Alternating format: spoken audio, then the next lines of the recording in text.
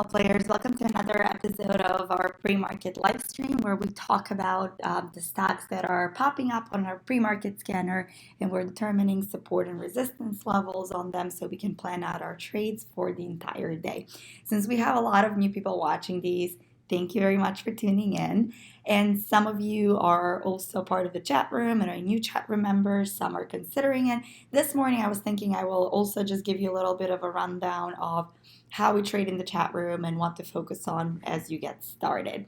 So every morning, the first thing I do is I screenshot the pre-market scanner results here. We do sell the scanner itself, so you can have it on your computer and see it real time as it auto populates. But if you don't want to purchase it separately, you can just log into the chat room every morning. I share the results with you, and I do that here in trading prep in daily scan results. So these are the stocks that I'll be focused on for the day. Obviously, this is a screenshot. It's not the live update that we see here, but it's better than nothing. It gives you guys a little bit of a heads up. You can try and chart it simultaneously, etc. It also is very helpful for people that are working or in school and trying to juggle multiple things at the same time. So that's the first thing we do. Then we go through every single one of the charts to determine support and resistance levels, check outstanding float to see if it's something that we'll be interested in trading, and then narrow it down to this watch list here, which is the stocks that we're going to be mainly focused on for the day. So let's start with PROG. Again, if you guys have been watching these live streams, we've been trading this stock quite a lot over the past month. It's been on scanner constantly. Had very big news, I want to say, maybe like 4 or 5 weeks ago. And it's been just on a constant, steady climb since. So there's a valid catalyst for the move. We don't have to worry about it being, halted. Request for more information. So these are the key levels I see on the 5-minute chart. I don't see any levels in here. Well, maybe this one, the rejection of lower prices. However, that one just seems more like EMA 20 serving as support in that level, but I'll leave it. I'm going to just open the 1-minute chart also, see if there's anything there in that area. This one also. So right now it's below all indicators and it's sort of in no man's land, so I wouldn't be interested here. Here we have a flat top on 342. So if it does drop down to 342, I would take that trade as I'm going to do on at or below 342. If it drops there, I would be interested in that because that would be a nice reversal trade. The next resistance is not until this 4 area. So that's a nice 60-cent move that we can catch. On the 66-cent move, we can probably make 40 cents per share because we want to see a bounce, right? And this is very important. So we don't just set a buy order here and wait for it to touch it and fill regardless, because it could touch it and go down, drop like a rock, right? We need to see buyers. We need for it to drop here, find buyers, move up to the upside. We want to see increase in volume. We want to see the tape flashing green to see that there are other big buyers coming in, and then we follow them. We're not going to be the first ones to buy. So if it's basically the way this trade will work out, if it does, it drops to 342. We see some fight there between bears and bulls. It drops maybe a little bit below, a little above, and then all of a sudden we see increase in volume. We see the tape flashing green. It goes up like 345, moves a little, goes up to 346, and that's when we'll buy. Like I'll get it at 346, and I won't get it at 342 right there, just because that's the level. Because we can't predict the future. This is very important. We just determine the levels that can tell us whether the price action is bearish or bullish, and that's a level that can tell us whether the price action is bearish or bullish, because when it gets there, we want to see whether there's going to be more buyers than sellers. And if there is more buyers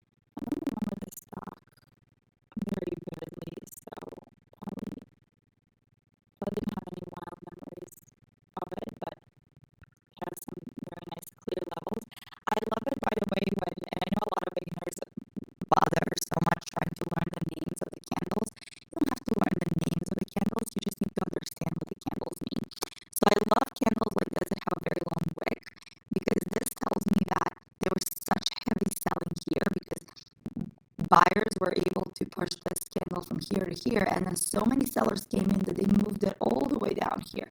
Well, we can see that's in a 5 minute how much selling there was. So that's like 15% downwards move in 5 minutes from sellers. So we know that's a very key level. That we know there's a lot of short sellers there, and that's another trick I use to identify areas where short sellers might get squeezed. You know, it's obvious they started shorting there, so their stop is going to be here. So break about 225 is an obvious level for me to enter the stock, right?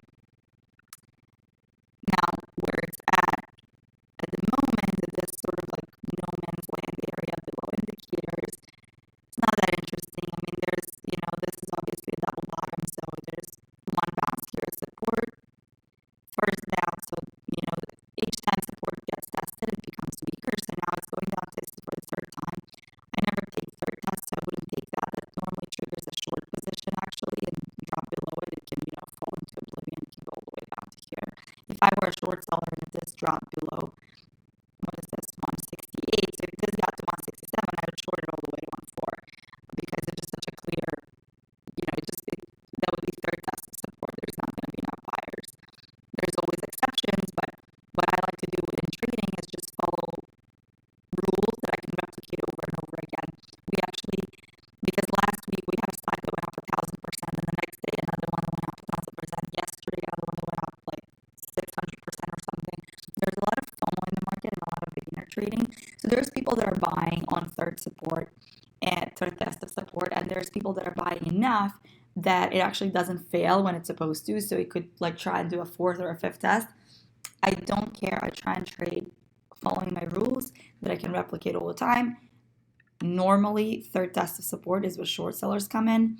If they're not strong enough now, that's fine. I'm not going to build bad trading habits during this time when obviously the market's a little too hot.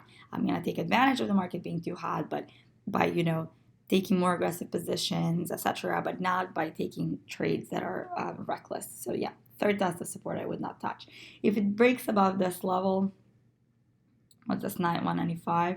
If it breaks above 195, that could be the first squeeze level. The problem with that one is VWAP's a little too close, and VWAP's descending, so by the time it gets there, VWAP could be here, so then you don't have enough moves, it's not a safe trade, in which case I would just wait for a break above this level or a break above that level.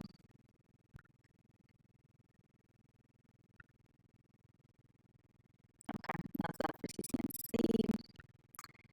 CIGR actually, oh look, it's like almost right into the same level. Another stock that in the past couple of months it's been popping on the scanner. It has good moves. I do like it. So now that we see it early in the morning, I'm definitely going to pay attention to it. A lot of times it's not on the morning scanner because it doesn't gap up overnight, but then like throughout the day you'll have some wild move. And now that it's actually on the scanner, I'm definitely very interested in it. Again, at this specific moment, it's below all indicators, nothing for me to trade here. But we can identify where. So we see the short sellers were very heavy on VWAP. I mean, look at this. So I would trade break above VWAP on this one. That's really all I would trade. And then we have so much room to high over there. So I like that one. There's such a high range.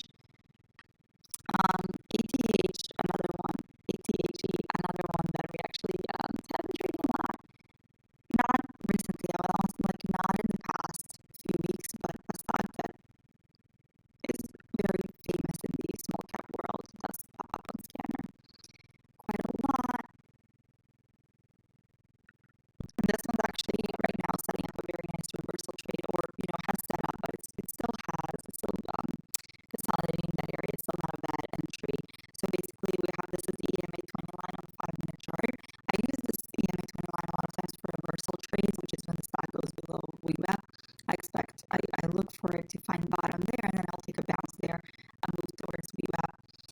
So let's see, from where we're at now to VWAP, we have about 5%, so that's enough of a range to take a trade. I like it. This could be a nice reversal trade. There is no spread also, which is good. And it's a stock that we know, so I would trade this from here to VWAP. If it breaks above VWAP, this is the next profit taking. If it breaks above that, this is the next one. Actually, so if it breaks above this one, we might get a short squeeze.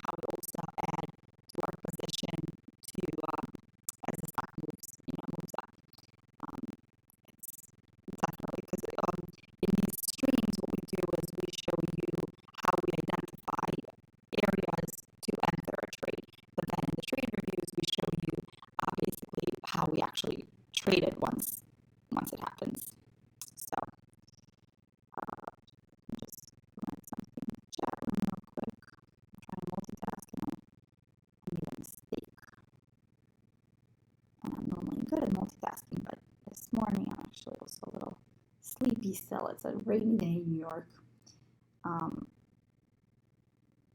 And it's so rainy that it's still dark, and I'm not expecting to trade in the dark yet. I thought we had a few more weeks before that. So anyway, so that's that ATHE. Then AGC. Ooh, I like this chart.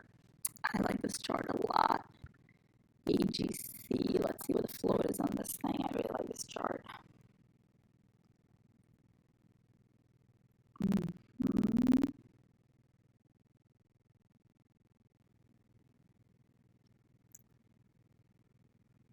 41 million. Okay. Not bad. I would have been super excited. It was like 20, but I'll take 41. Okay. I actually really, really like this chart. Don't mind me if I say it 10 times. So this level here of 14.5 was obviously strong resistance. We're going down to test it. If VWAP is a little above it, so we might not go all the way down there, but I would definitely take a VWAP bounce here or a bounce on that level. My stop loss would literally just be below the CMA 20 line, and then I would trade a move towards this level, and then break above that I would add to the position, because break above that would also be break of 5-minute flag. If you miss VWAP bounce and bounce on 14.5, that's also another entry, and then there's a lot of room to the next resistance level and the next resistance level. So actually a very nice risk reward trade, and I just like these charts. You guys know I love my flags. I love my flags. Fun with flags. Okay, that's for AGC. So yeah, 40 million float, not bad. It actually has a lot of, what is this? It has 40% short float, so not something to disregard, because it's easier to squeeze.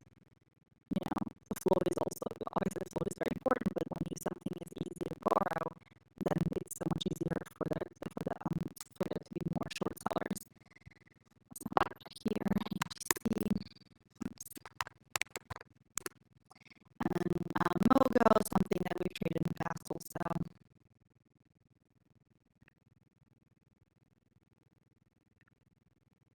Might do a little EMA 20 bounce here for a reversal trade, which could potentially be interesting. It's a little light on volume for the day still, and there's a little spread. But definitely I'll keep an eye on it today, because it's a stock that day traders know. So the key levels. This one I don't remember ever trading. Volume's light for the day still, so I'm not even gonna bother charting it too much. I'm just gonna do these obvious levels.